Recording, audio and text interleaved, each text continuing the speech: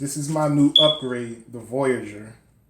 I'm going to put a link in the description for where you can purchase this on Amazon. It's 1 terabyte, and that's equal to probably over 1,000 gigabytes.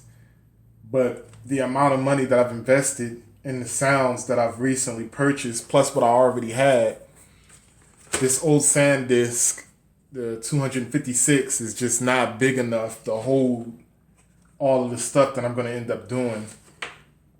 And this one right here, it reads a lot faster, according to the reviews. And looking at it, I feel like I got, my value for my money. Of course, I'm going to put it to the test, and I'm about to cut it open and start transferring the files over to it. But this is like more than enough memory to hold all of the extra files that I've spent money on, as well as the stuff that I already had. And it'll leave some space on there. It feels a lot heavier than the SanDisk one. Rightfully so, because I'm getting more memory, so they should definitely make it a lot more durable if you're going to spend. It costed me almost $300, but like I said, this is something that's going. I'm using this USB, this flash drive specifically for this beat machine, and I am already invested so much into it that that's not really a big price for me to pay to have extra memory storage, because there's only but so much on the hard drive of this particular model. And I don't ever really care to use it, for that anyway. I always save all of my masters and back them up on different USBs and other things like that.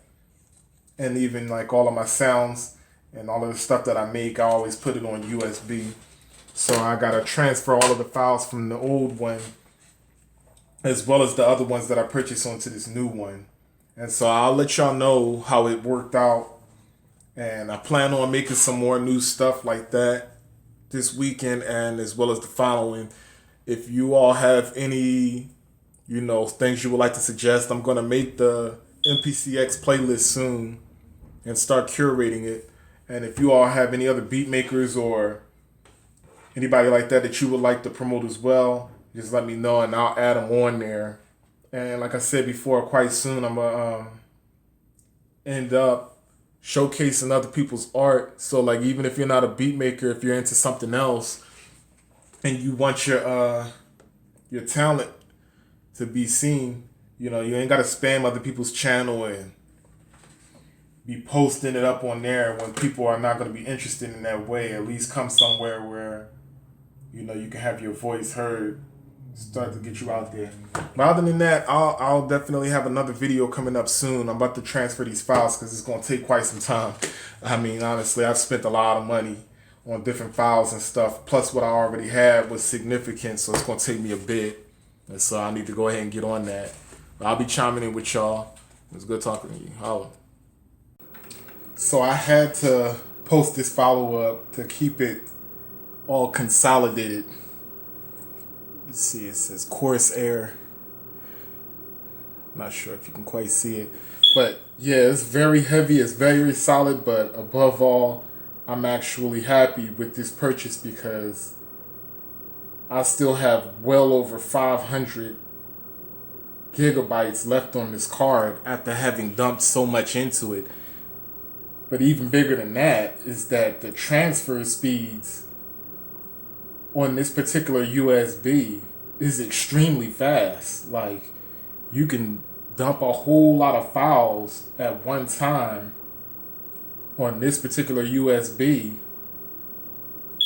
The other one, if I would have tried to do that, it took like several days. It seemed like, truthfully it did, because I had to leave the laptop open because I had so many files that I had purchased to add to my beat making kit. This one transfers them over.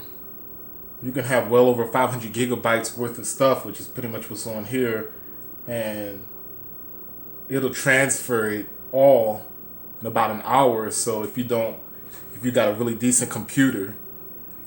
So you get what you pay for. It cost me almost $300. I'm gonna leave a link in the description, so anybody who has an MPC X should definitely consider going on Amazon and getting one of these. If you're, as prolific and as serious, about it as I am, because I spend the money to make sure that I keep the sounds and stuff like that up to date, and keeping a very wide variety so that I'm able to